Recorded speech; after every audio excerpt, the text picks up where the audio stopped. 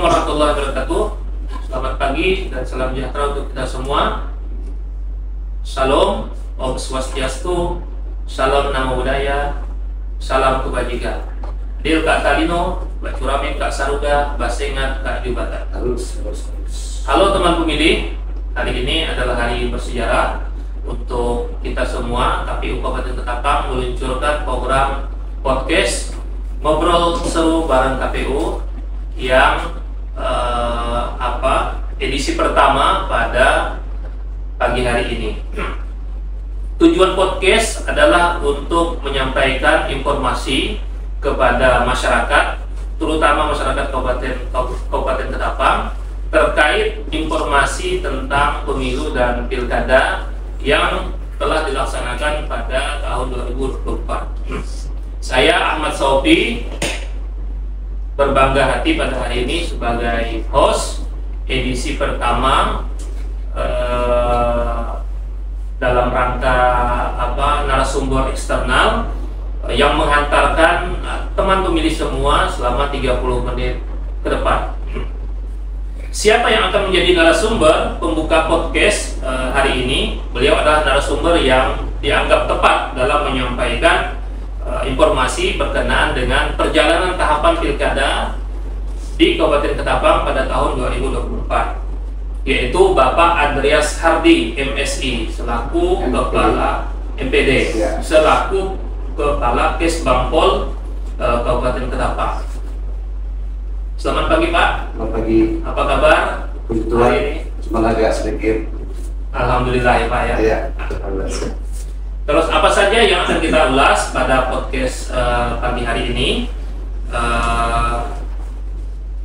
Pertama-tama saya mengucapkan terima kasih kepada Pak Andreas Hardy yang bersedia hadir di ruangan podcast kita kali ini. Sangat bersejarah. Ruangan ini pun dipermak untuk menyambut tamu perdana pada podcast hari ini. Seperti kita tahu bahwa lembaga Kesbangpol adalah lembaga yang punya peranan penting, Pak. Punya peranan penting dalam mengawal dan mensukseskan tahapan pilkada kemarin. Gitu ya Pak. Dari mulai anggaran, perencanaan anggaran, mulai dari implementasi program, menjalankan program dan evaluasi dan sinergi Kesbangpol kepada KPU Kabupaten Ketapang. Dalam podcast hari ini Pak, tema yang akan kita angkat yaitu sinergi Kesbangpol dalam membangun demokrasi yang cerdas dan damai. Oleh karena itu, Kesbangpol sebagai lembaga yang memiliki kewenangan atau perpanjangan tangan dari pemerintah daerah sangat paham betul berkenaan dengan perjalanan panjang sehingga pilkada di Kabupaten Ketapang sukses menghantarkan bupati dan wakil bupati terpilih. Untuk lebih lanjut, kami berikan waktu kepada Pak Andreas Hardy berkenaan kiat-kiat atau cerita-cerita di balik suksesnya pilkada Kabupaten Ketapang. Silakan. Baik, terima kasih. Mohon maaf suara saya agak sedikit bermasalah karena posisi sekarang sedang tidak sehat juga. Baik, terima kasih. Assalamualaikum warahmatullahi wabarakatuh. Selamat pagi, salam sejahtera untuk kita semua. Shalom, Om Swastiastu, Namo Buddhaya, salam kebajikan. Adil Katalino Bucuramin Kasugaba Sengat Kejibatan. Harus. Yang saya hormati Komisioner KPU Bapak Ahmad Sofi dan rekan pemilih yang berada di Kabupaten Ketapang yang pada kesempatan ini bisa mengikuti podcast pada kesempatan ini. Terima kasih kepada KPU Kabupaten Ketapang yang sudah mengundang kami dari Badan Kesatuan Bangsa dan Politik Kabupaten Ketapang yang pada kesempatan ini ingin bercerita tentang bagaimana pelaksanaan pilkada 2024 yang lalu, dan kita semua bisa menghantar para pemimpin Kabupaten Ketapang untuk periode 2025-2030 yang akan datang. Pak Sofi, yang saya hormati dan rekan pemilih semuanya, Badan Kesatuan Bangsa dan Politik Kabin Ketapang merupakan lembaga atau badan yang dituju oleh Bupati untuk mengurus tentang berbagai macam hal. Yang pertama tentang pelaksanaan pemilu untuk kegiatan pemilihan umum, baik pilkada maupun pemilihan umum dan semuanya. Kegiatan utama di Kesbangpol itu merupakan pelaksana dari kebijakan pemerintah di bidang kesatuan bangsa dan politik, di mana Badan Kesatuan Bangsa dan Politik ini mempunyai dua bidang.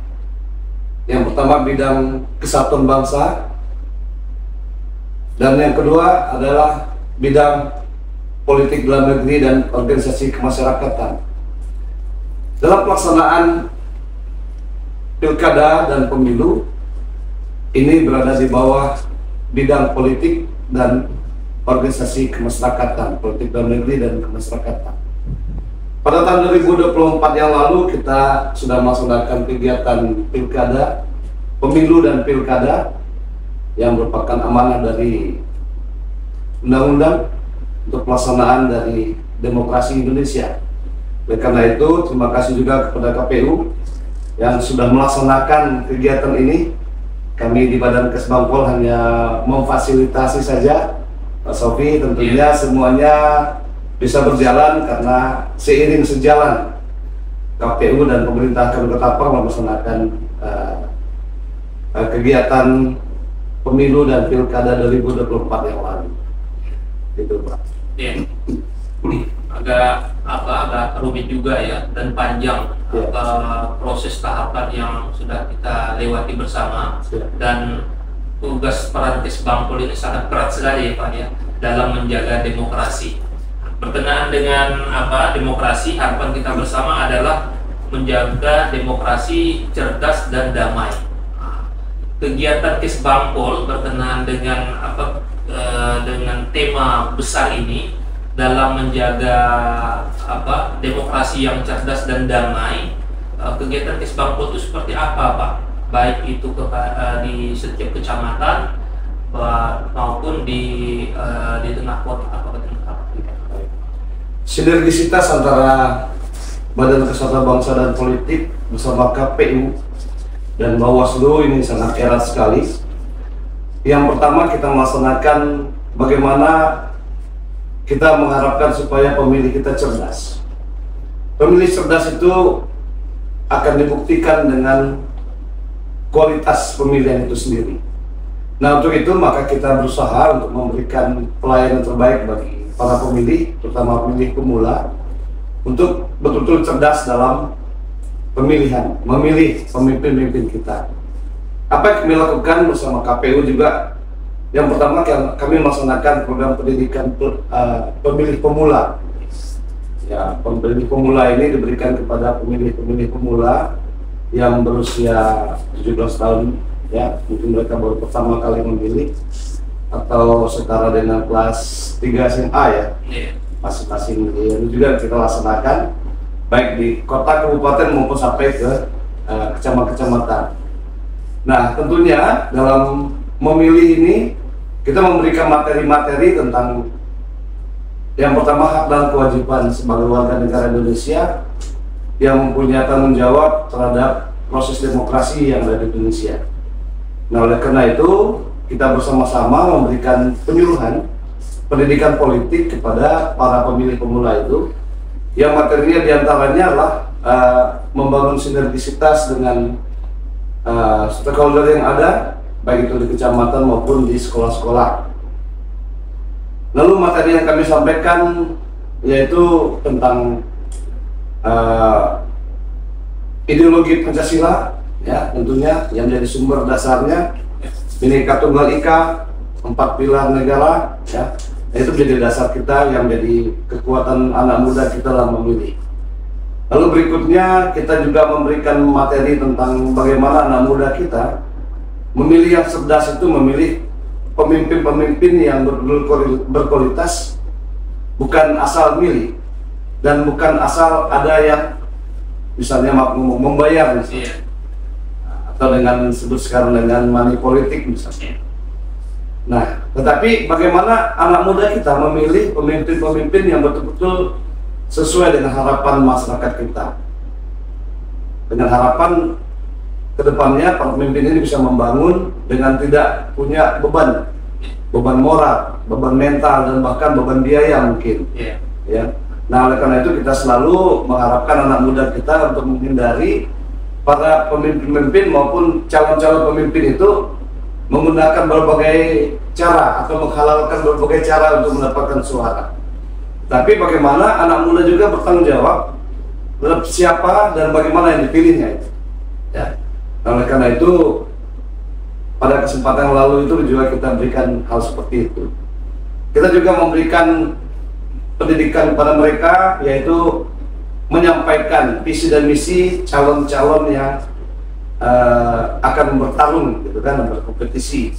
Nah, visi dan misi mereka itu kita sandingkan dan biarlah mereka memilih dengan cerdas mana visi misi mereka dan siapa yang mereka pilih itu sesuaikan dengan apa yang mereka kampanyekan pada waktu masa kampanye itu.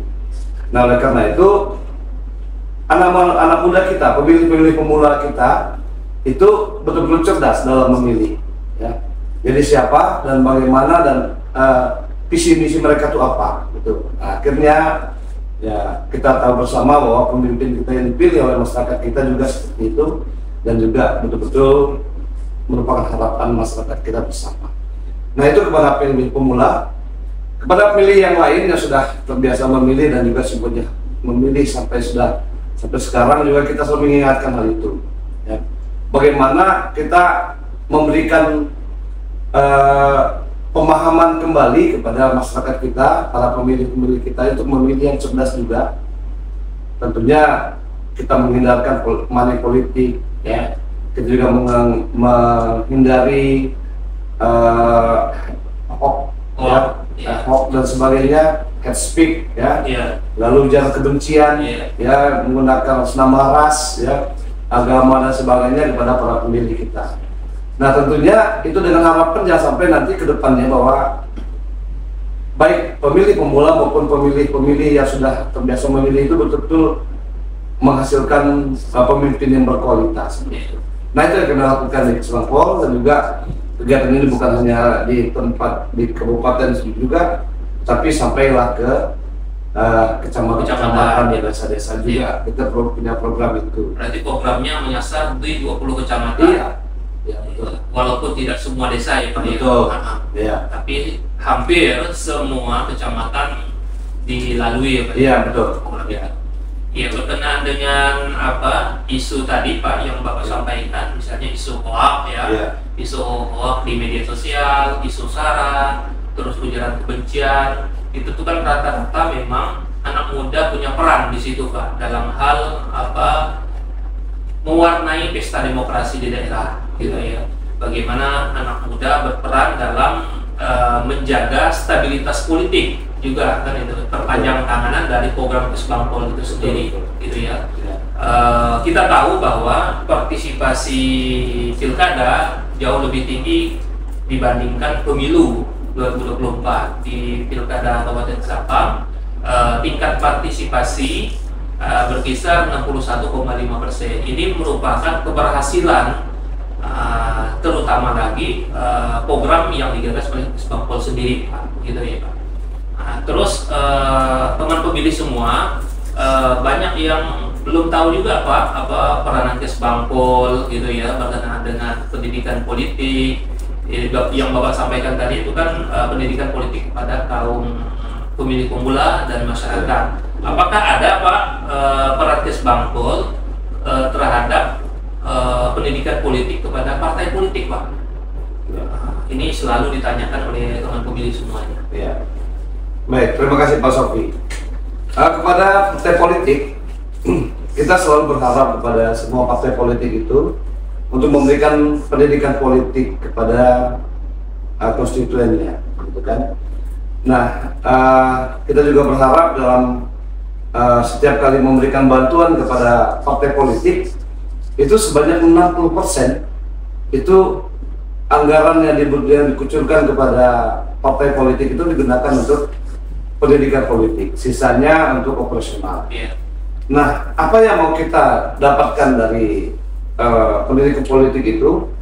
Yang pertama, bagaimana masyarakat kita betul-betul melek politik. Jadi masyarakat kita dari semua kalangan, dari anak muda sampai orang-orang tua itu mempunyai membuka matanya terhadap politik itu bagaimana sebenarnya.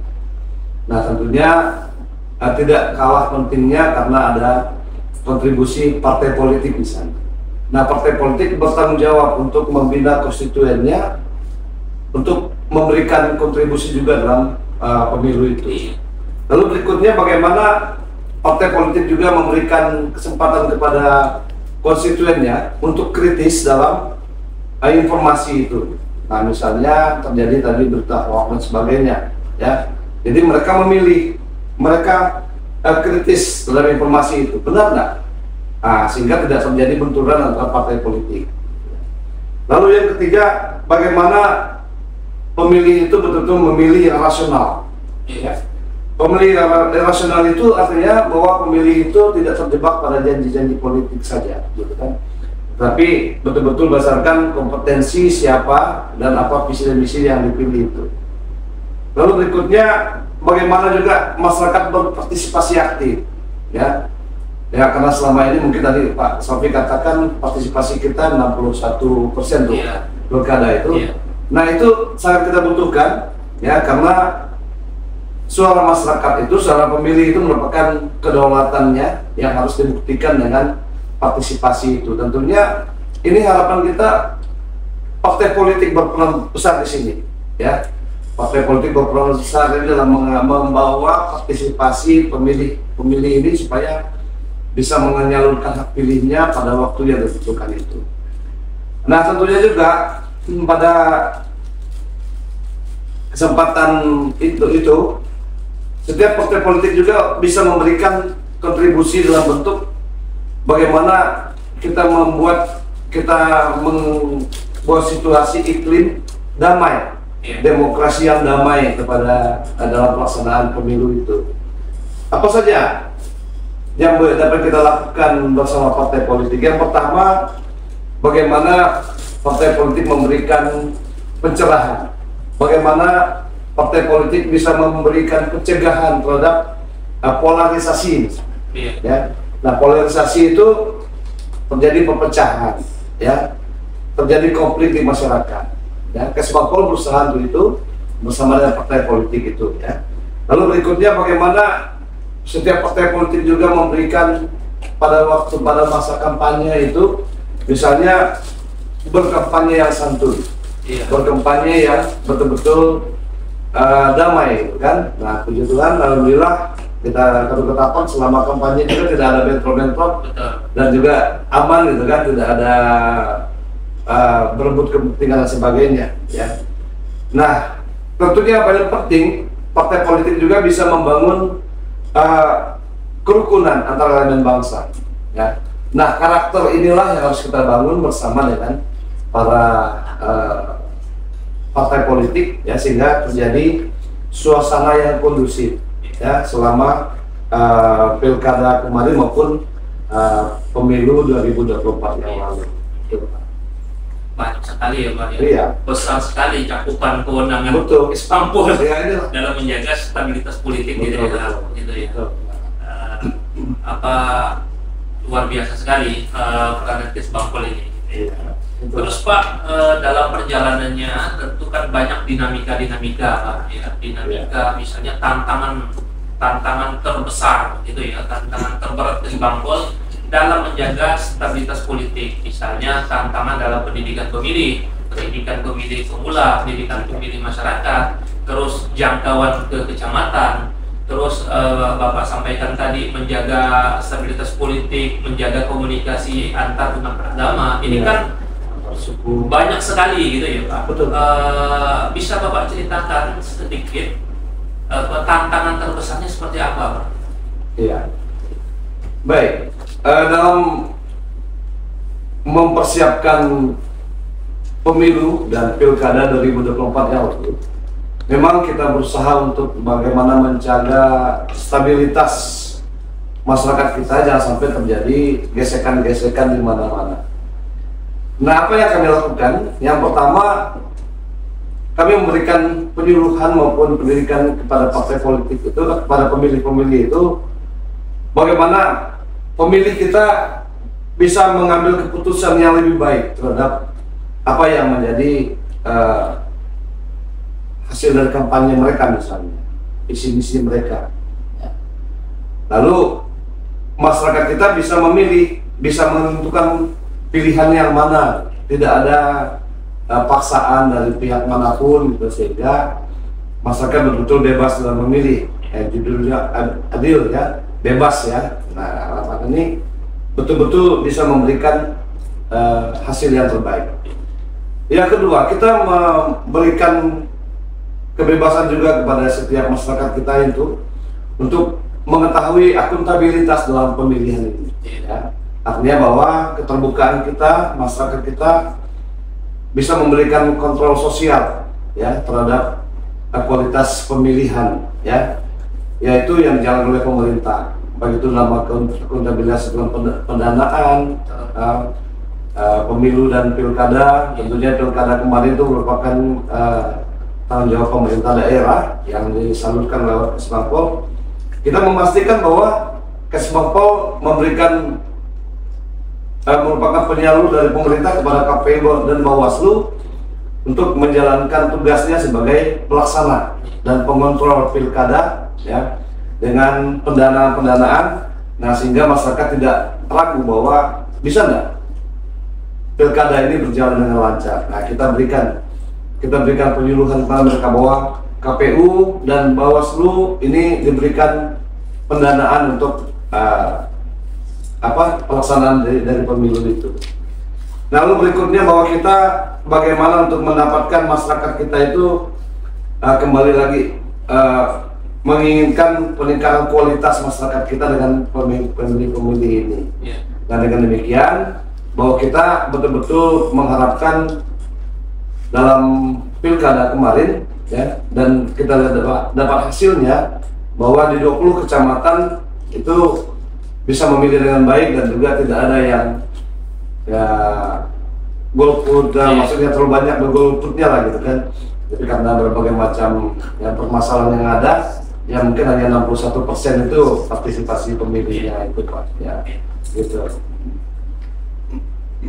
Baik Pak, hubungan KPU dengan Kesbangpol bukan hanya sekedar penganggaran nih Pak ya, bukan sekedar penganggaran tapi sinergi program gitu ya. Bagaimana program-program KPU menyasar juga ke pemilih pemula yang tadi Bapak sampaikan dan partai politik begitu ya. Tentu semua pihak, semua stakeholder bersama-sama membantu dalam hal meningkatkan partisipasi yang tinggi terhadap pilkada kemarin gitu ya Pak. Bagaimana Pak potret menurut Bapak, pandangan Bapak terhadap misalnya hubungan sinergi Kesbangpol dengan KPU, sinergi Kesbangpol dengan pihak keamanan, TNI Polri berkenaan dengan misalnya tahapan-tahapan tahapan logistik, tahapan pemungutan dan penghitungan suara, tahapan kampanye dan lain sebagainya. Boleh diceritakan Pak berkenaan dengan program-program tadi peran Kesbangpol kepada teman-teman pemilih semua? Iya, teman-teman pemilih semua bahwa Badan Kesatuan Bangsa dan Politik merupakan lembaga yang bertanggung jawab dalam pelaksanaan pilkada tentunya ya. Dalam persiapan, perencanaan, persiapan dan pelaksanaan itu tentunya sinergisitas itu sangat dibutuhkan. Yang pertama dengan KPU ya, KPU, Bawaslu, TNI Polri tentunya kita melakukan sinergisitas dalam persiapannya. Nah, apa saja sinergisitas kita? Yang pertama, kita mendukung program yang dibuat oleh KPU, Bawaslu dalam hal pendidikan politik misalnya. Itu tentunya kita lakukan. Ya. Nah, apa pendidikan politik? Misalnya dialog-dialog.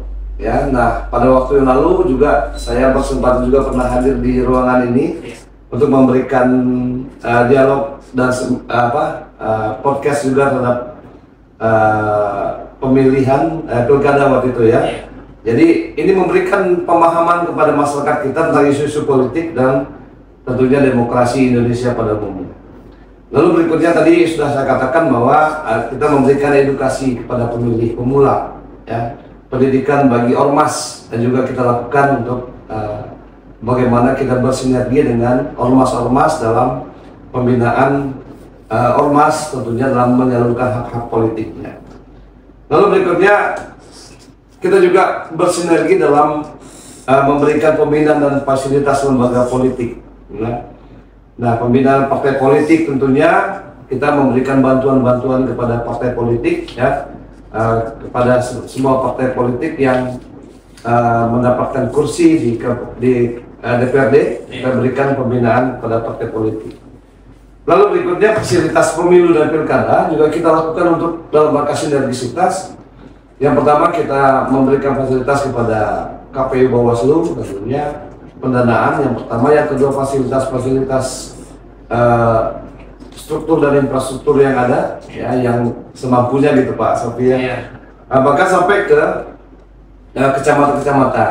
Nah, pemerintah bertanggung jawab untuk memberikan tempat kepada KPU Bawaslu di tingkat kecamatan, ya, yang disebut dengan PPK, ya, panitia pemilih kecamatan, ya, dan juga sekretariat di kecamatan juga kita fasilitasi, dan juga sekretariat juga berasal dari ASN yang ada di kecamatan. Ya. Nah, lalu berikutnya kita juga memantau perkembangan politik, ya, stabilitas politik yang ada, ya, pembinaan kurikulum umat beragama dan sebagainya. Nah, sinergisitas ini juga tidak kalah pentingnya, ya, komunikasi dan koordinasi. Ya. Komunikasi, koordinasi KPU, Bawaslu, TNI, Polri tentunya juga kita berikan kesempatan untuk mendapatkan bantuan dari pemerintah untuk pelaksanaan pilkada kemarin. Lalu berikutnya sinergisitas kita tentunya kita selalu bertukar informasi, ya. KPU dapat informasi, ya, kita bersama-sama juga memberikan informasi kepada KPU, TNI, Polri, gitu kan Pak Sapi, ya, sehingga tidak putus komunikasi kita, ya. Nah, kalau ada informasi-informasi yang sangat krusial, mari kita bicarakan bersama, ya. Kita juga berikan kesempatan untuk pertukar informasi ini, ya. Jangan sampai kita saling tuding, begitu kan, bahwa ini kita tidak tahu informasinya gimana, gitu kan. Nah, biasa kita datang juga ke sini, ya, kita sandingkan antara permasalahan yang ada di kecamatan, misalnya permasalahan yang ada di luar sana. Nah, gimana kita menanggapi dan mengantisipasi hal seperti ini. Nah, ini yang sering kita lakukan, ya, kita berkomunikasi baik langsung maupun lewat telepon misalnya, kita komunikasi WA, ya. Nah, tentunya juga dengan kepolisian dan TNI, ya. Kita berkomunikasi ketika ada informasi tentang kriminal misalnya, informasi-informasi yang harus kita laksanakan, kita putuskan bersama. Jadi temuan-temuan baik itu pidana maupun perdata, misalnya kriminal, misalnya harus kita sandingkan dengan pihak keamanan, ya. Nah, ini yang menjadi pekerjaan kita, sehingga stabilitas politik yang ada di Kota Ketapang, ya, pada pemilu 2024 dan pilkada kemarin memang kita boleh dikatakan sukses lah Pak, ya. Tidak ada yang namanya radikalisme, ya, anarkis, ya, tidak ada demo-demo yang, ya, yang selama ini mungkin kita antisipasi, ya. Tapi ya puji Tuhan, masyarakat kita tetap tenang dan bisa melihat hasil yang sudah kita lakukan dan dapatkan selama pemilu 2024 dan juga pilkada 2024 yang lalu.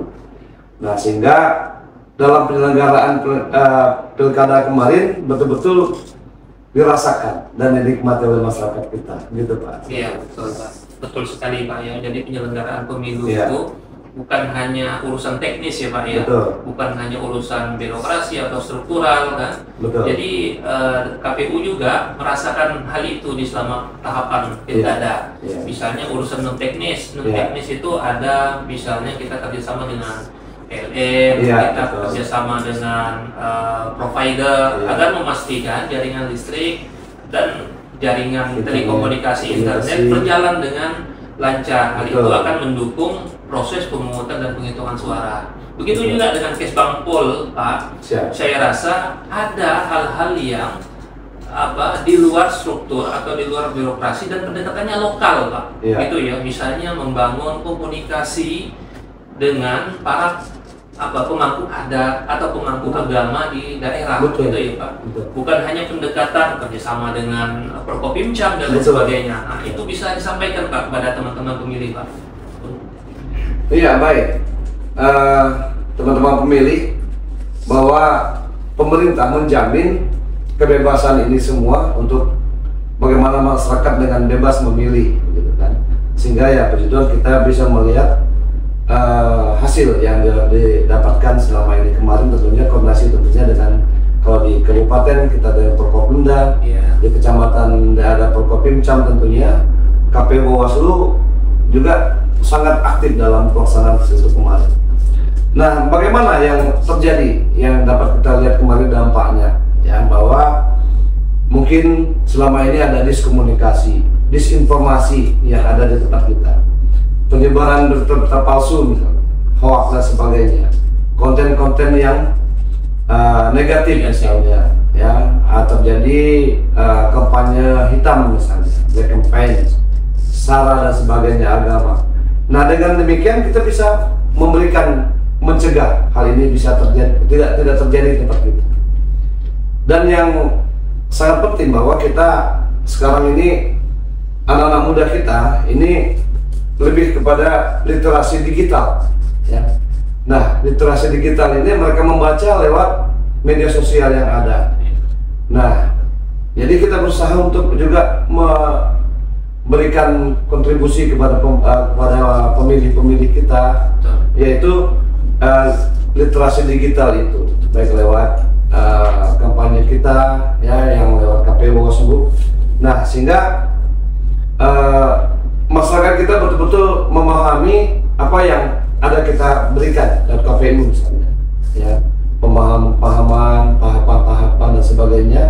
Ini kita lewat literasi digital, tidak lagi zaman dulu pakai gitu ya. Tapi sekarang anak muda kita udah pakai ya, digital semua. Nah, sehingga kesempatan ini bisa kita gunakan untuk mereka memberikan hasil yang lebih baik, ya. Nah, sehingga semuanya ini merupakan tanggung jawab kita bersama, Pak. Betul, ya, dari KPU maupun semua stakeholder yang ada, gitu. Ya. Baik, halo teman pemilih semua, tidak terasa kita telah di penghujung acara, tetapi ada satu nih Pak pertanyaan pamungkas, pertanyaan penutup nih Pak, berkenaan dengan apa pesan-pesan Kes Bangpol berkenaan dengan meningkatkan partisipasi pemilih, baik itu pemilih pemula maupun pemilih masyarakat pada umumnya, gitu ya. Sehingga PR dan tantangan kita pada pilkada kemarin, misalnya 61 ini masih dianggap rendah, gitu ya, masih dianggap rendah. Bagaimana kita bisa meningkatkan partisipasi di angka yang lebih tinggi sekali, Pak? Itu kan harapan kita bersama dengan memupuk kerjasama dan sinergisitas antar stakeholder. Nah, kita ketahui bahwa di pilkada kemarin ya, sudah tercapai unsur damai dan suksesnya, Pak, gitu ya, di pilkada. Boleh Bapak sampaikan kepada teman pemilih bagaimana kita pesan Kes Bangpol untuk menciptakan partisipasi politik yang tinggi. Baik, rekan pemilih semuanya, ya, tentunya kita semua sebagai masyarakat Indonesia ini bertanggung jawab terhadap hasil pilkada maupun pemilu yang lalu.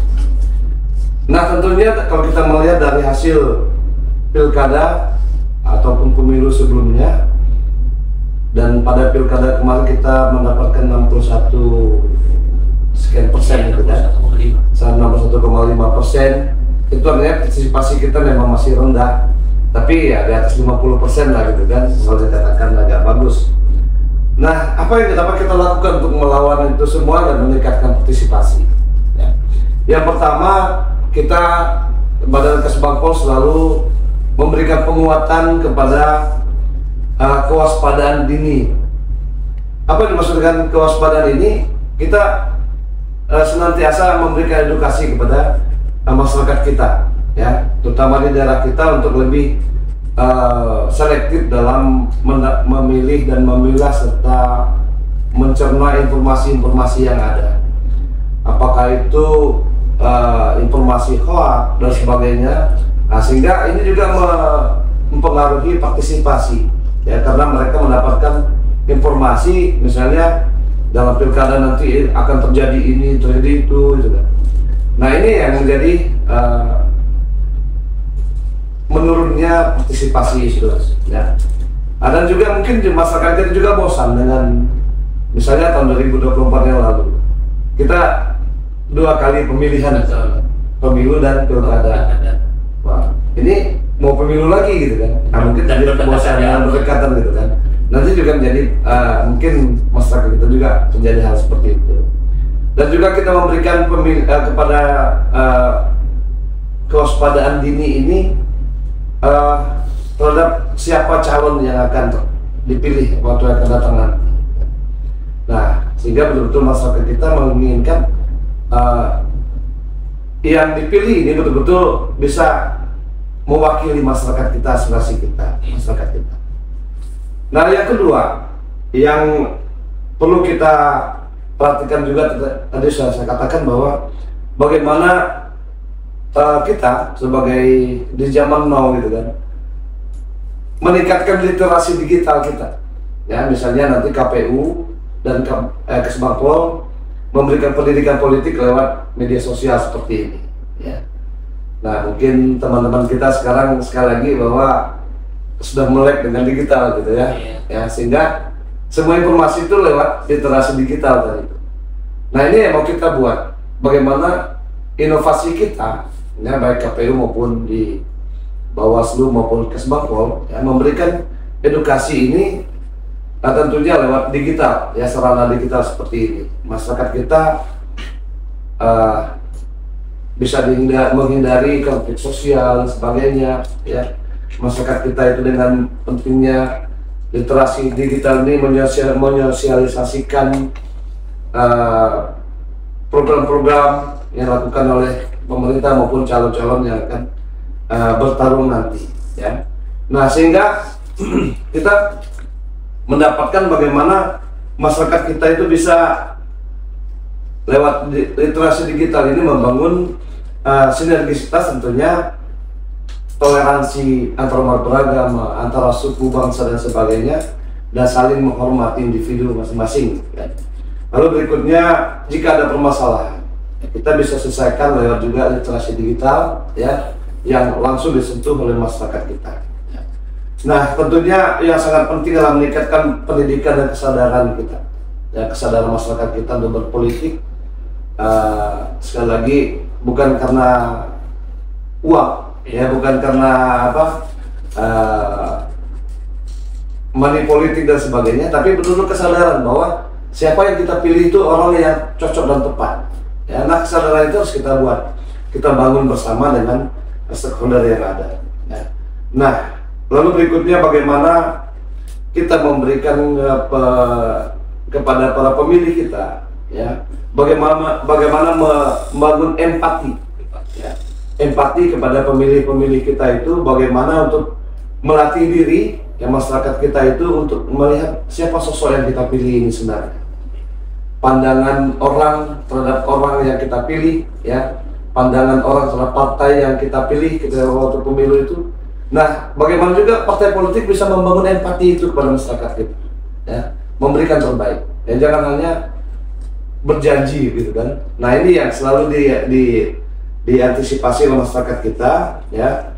Nah, tentunya yang jadi sasaran kita lah pemilih-pemilih pemula itu, ya, karena banyak sekali pemilih pemula kita, ya, yang setiap tahunnya mungkin bertambah, Pak. Iya. Baik itu anak-anak muda kita yang baru pertama kali, mungkin mereka masih labil, ya, dan mereka masih bingung dengan siapa sosoknya yang harus dipilih. Nah, itu kesempatan ini anak-anak kita lewat literasi digital ini betul-betul memberikan warna baru terhadap demokrasi kita. Nanti perlu digiatkan sosialisasi. Betul, sosialisasinya, ya. Dengan mencakup semua kecamatan. Iya, betul. Ya, betul. Baik teman pemilih semua, kita sudah di penghujung acara.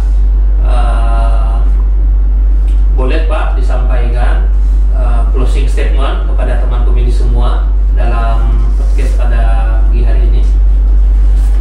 Baik, terima kasih Pak Ahmad Sofi dan teman-teman pemilih semuanya yang berada di Kota Ketapang khususnya dan bahkan se-Indonesia mungkin meliput acara ini, meliput kegiatan ini. Pertama, terima kasih kepada KPU yang bersama-sama hari ini bisa menyuarakan kembali ya, tentang